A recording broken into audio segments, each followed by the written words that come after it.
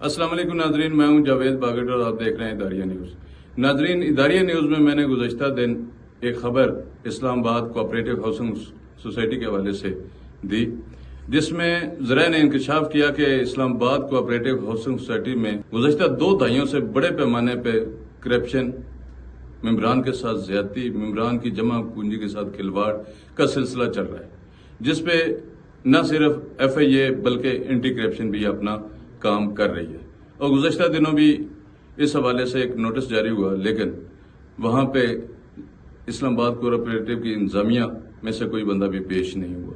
तो नाजरीन, आज जो मैं गुफ्तगू करना चाह रहा हूं वो ये है कि इस्लामाबाद कोऑपरेटिव को नुकसान पहुंचाने वाला ग्रोह कौन सा है।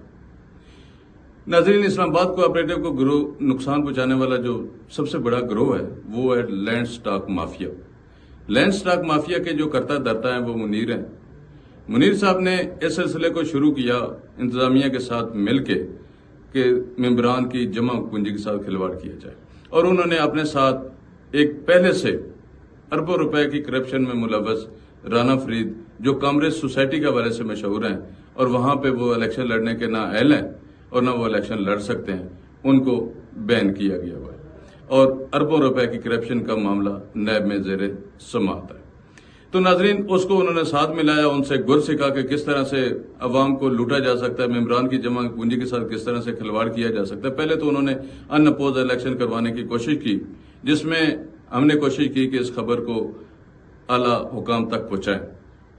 उस खबर के एवज मामलात बेहतरी की तरफ गामजन हुए तो मेम्बरान ने भी सोका सांस लिया।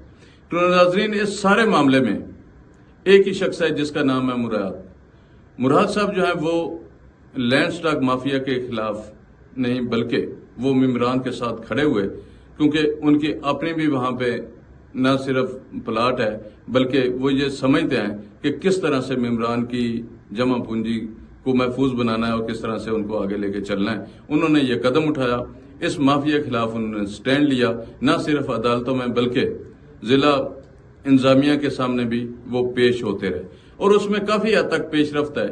जब लैंड माफिया जो है वो स्टॉक लैंड वाले का बस न चला, तो अब उन्होंने लोगों को खरीदने का एक सिलसिला शुरू किया और मुख्तलिफ लोगों को उनकी बोलियां लगानी शुरू कर दी कि आप चुप कर जाएं, आप अपनी आवाज बंद कर लें, इतने पैसे ले लें, इतने पैसे लें।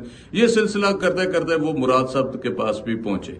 जब मुराद के पास पहुंचे तो उनसे जब ये बात की तो ज़राए का कहना है तो मुराद ने कहा कि आप 9 लोग हैं, आप 9 लोग जो हैं अपनी कीमत बताएं, मुझसे वो पैसे ले लें और इस सोसाइटी की जान छोड़ दें, ताकि मेम्बरान सुख का सांस लें। और जो 2 दहाइयों से ज्यादा अरसे से इस आस पे बैठे हुए हैं कि उनका यहाँ पे प्लाट होना है और उन्होंने वहां पे डेवलपमेंट करनी है और उन्होंने अपना घर बनाना है, ताकि वो अपना घर बना सके। और जब तक आप लोग यहाँ पे मौजूद रहेंगे तो उनकी जमा पूंजी भी गैर महफूज रहेगी। लिहाजा आप मुझे ये कहने की बजाय कि पैसे ले लें, आप मुझसे पैसे ले लें और इस सोसाइटी की जान छोड़ दें।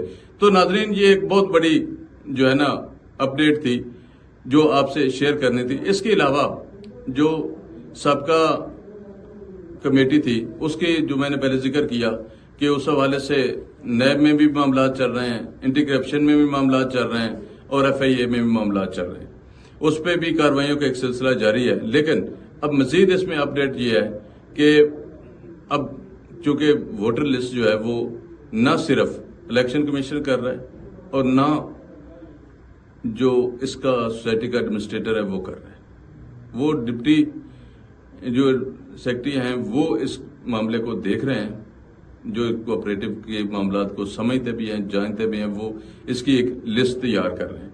तो नाजरीन, ये थी अपडेट इस्लामाबाद कोऑपरेटिव के हवाले से जो अब तक पहुंचानी थी। इसमें जो अहम बात थी वो यही थी कि स्टॉक लैंड माफिया को एक शटअप कॉल मिली है एक मेंबर के जरिए, जो जगह जगह लोगों को ये कहते फिर रहे थे कि आप पैसे बताएं, पैसे ले लें और चुप कर जाएं।